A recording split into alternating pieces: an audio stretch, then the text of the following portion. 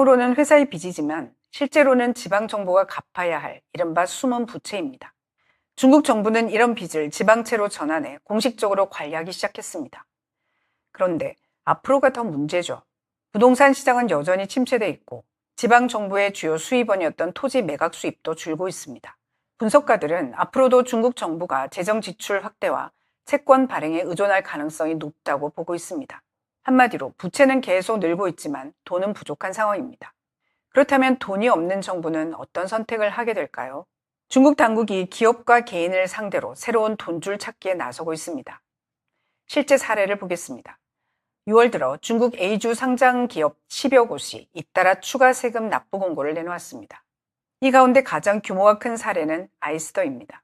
이 회사는 지난 5일 법인세와 가상금을 포함해 3억 800만 위안을 추가 납부했다고 밝혔습니다. 올해 1월부터 5월까지 A주 시장에서 추가 세금 납부 공고를 낸 상장사는 14곳, 누적 납부액은 20억 위안을 넘었습니다. 이들 기업은 수년 전에도 세무 문제를 이유로 거액의 세금을 추가로 납부한 적이 있습니다. 이 소식이 알려지자 해외 소셜미디어에서는 이런 표현이 등장했습니다. 살찐 돼지를 잡는다. 돈이 되는 기업부터 차례로 손을 대고 있다는 의미입니다. 일부 지역에서는 기업인을 직접 구금한 뒤 거액의 몸값을 요구한다는 주장까지 나오고 있습니다. 이른바 원양어업으로 불리는 관행인데요. 원래는 먼 바다에 나가 고기를 잡는다는 뜻이지만 최근에는 다른 지역 기업을 표적으로 삼아 돈을 뜯어내는 행태를 빗대는 표현으로 사용되고 있습니다. 지방공안과 경찰, 법원이 기업인에게 각종 혐의를 씌워 체포한 뒤 가족들에게 금전적 대가를 요구하며 문제 해결을 압박한다는 겁니다. 일부 폭로에 따르면 여러 지역 기율검사위원회에는 매년 일정 금액을 반드시 확보해야 하는 목표치가 부여됐다는 주장까지 나오고 있습니다. 그런데 이게 기업만의 이야기가 아닙니다. 이제 중국 당국은 개인의 돈에도 눈을 돌리고 있습니다. 중국 국가세무총국은 최근 해외 소득 관련 납세자들이 올해 1월부터 5월까지 추가로 낸 세금이 약 130억 위안에 달한다고 발표했습니다. 당국은 이를 홍보 강화와 정책 지도의 성과라고 설명했는데요. 하지만 인터넷에서는 다른 해석도 나옵니다.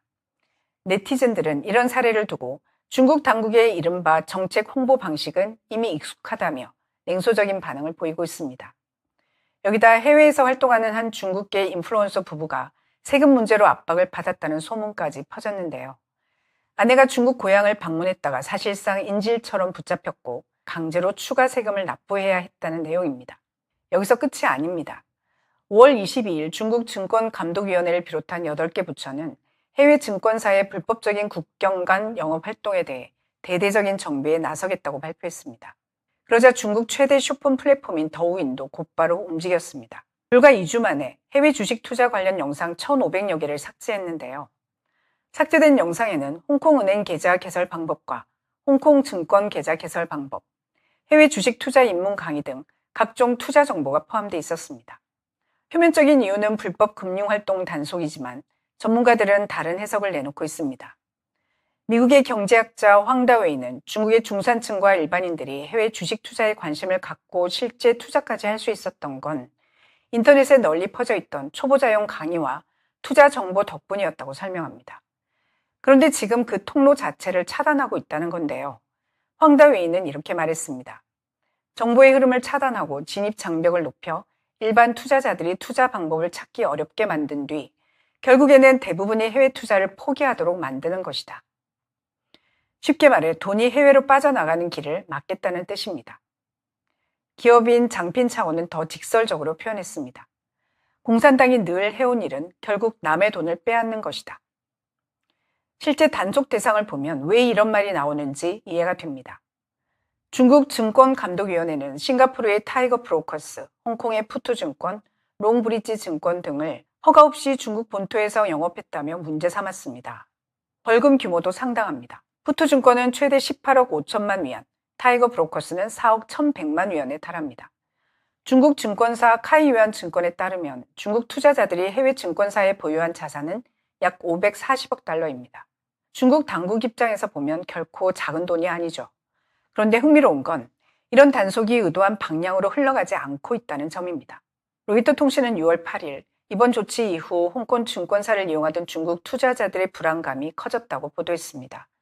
투자자들은 이번 조치를 투자자 보호가 아니라 자본 유출 통제를 위한 조치로 받아들이고 있다는 겁니다. 중국 증권감독위원회는 이번 단속에 대해 시장을 정화하고 투자자를 보호하기 위한 것이다 라고 설명했습니다. 또 기존 계좌는 강제로 폐쇄되지 않으며 보유 중인 자산도 정상적으로 매도할 수 있다고 밝혔는데요. 하지만 전문가들은 이런 설명의 설득력이 떨어진다고 지적합니다. 황다웨이는 자본은 발로 투표한다 라고 말했는데요. 정말 매력적인 시장이라면 돈이 해외로 빠져나갈 이유가 없다는 것이죠. 오히려 중국 당국이 해외 투자를 막으려 할수록 사람들은 더 불안해지고 더 적극적으로 해외 자산을 찾게 된다는 분석입니다. 미국 사우스캐롤라이나대 세태응 교수도 비슷한 진단을 내놨습니다. 그는 중국 공산당이 이런 정보를 금지할수록 오히려 관련 정보의 가치는 더 커질 것이며 해외로 자금을 옮기려는 사람들은 계속 새로운 방법을 찾게 될 것이다 라고 말했습니다. 결국 문제의 본질은 단순합니다. 중국 경제가 악화되고 있기 때문에 돈이 빠져나가는 것이고 정부는 그 돈을 붙잡으려 하고 있다는 겁니다. 하지만 자본은 명령으로 움직이는 게 아니라 수익을 따라 움직입니다.